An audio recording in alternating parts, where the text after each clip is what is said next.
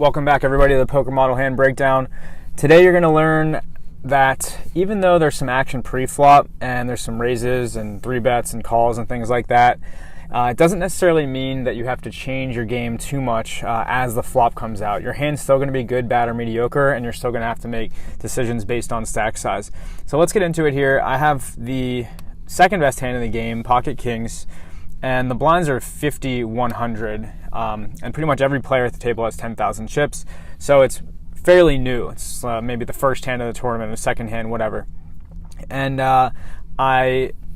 when the action is on me, I go into my routine. I think about what hands qualify. I have Pocket Kings. Under the gun folds, and it's on me, so I make a min raise to 200 because any pocket pair qualifies as a raising hand.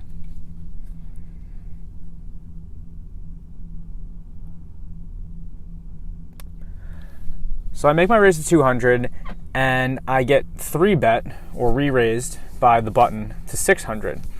Now this is a pretty standard 3-bet. It's 3 times my bet. We're early on in the tournament here, and my opponent is sitting on the button, which is the best table position to be in because he gets to act last. Before I do anything, let's see how the action moves. Okay, so the action's back on me, and with all premium hands like ace, king, aces, and kings, my goal here is to try to get all in with my opponent. Now, it's the very, very first hand of a tournament. It's pretty early on. So usually if there's like 5 or 6 raises back and forth, it's pretty likely that your opponent has pocket aces, and you can slightly consider folding these hands. But there's also a chance he has ace, king, or queens and jacks, and it's, if you make these plays in the long run, you're going to be ahead and win.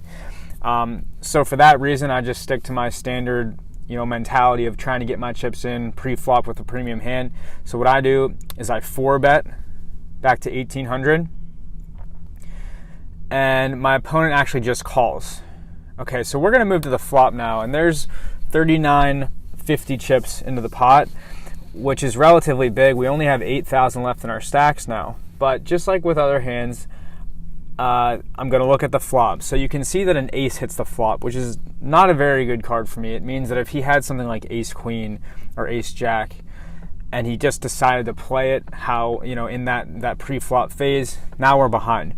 But just like with all other hands, what I want to do is I want to qualify my hand as good, bad, or mediocre.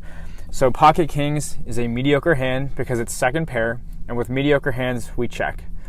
So I'm going to make this check knowing that I'm going to call 1-bet for my opponent, and we'll see what happens here.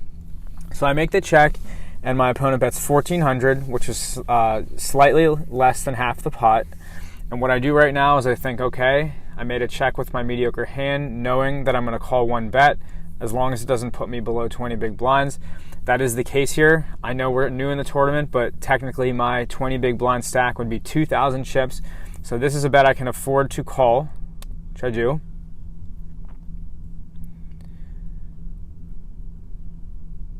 Now the turn is the 7 of spades, so just like with all mediocre hands, I'm going to check again. And really, the 7 doesn't change much, and this is where we would be facing a second bet if my opponent bets again. So if he bets again here, I have to just chalk this hand up as a loss. I have to put him on the ace and move on to the next hand. But he actually checks, and we make it to the river. Okay, so now the jack of club hits the river. Now all the control is on me. I'm going to make a river blocker bet, which is about 1/3 the size of the pot, keeps me above 20 big blinds, really puts my opponent to the test, and I already know if he folds, then I'll win. If he calls, then I will see what he has, and if he raises me, then I'll make a disciplined fold. So I make this bet of 2,000, and on this one, my opponent folds. So the biggest takeaway here is that the pot became very large pre-flop because I was trying to get all in with my premium hand. We then hit a flop where I'm just a mediocre hand, so I slow down. I don't want to lose my whole tournament on a flop that has an ace on it when I have Pocket Kings. The hand plays out, we check on the turn, and finally we get to the river where I'm able to make a river blocker bet, and we kind of learn that my opponent didn't have the ace. So the key takeaway here is that you just can't assume someone has an ace because they make a bet on the flop. Manage your stack size, qualify your hand, play it out, and you'll see that you're never really at risk to lose your whole tournament on an unknown, variable like this. And in this case, I won a nice pot, even though a bad ace hit the flop. Thanks again for checking us out today. We'll see you on the next one. As always, thank you for joining us for another episode of the Poker Model Hand Breakdown. For more training tools and Texas Hold'em advice, subscribe to our YouTube channel or pay us a visit at thepokermodel.com to see our weekly articles, bi-weekly podcasts, and other episodes of the Poker Model Hand Breakdown. Until next time.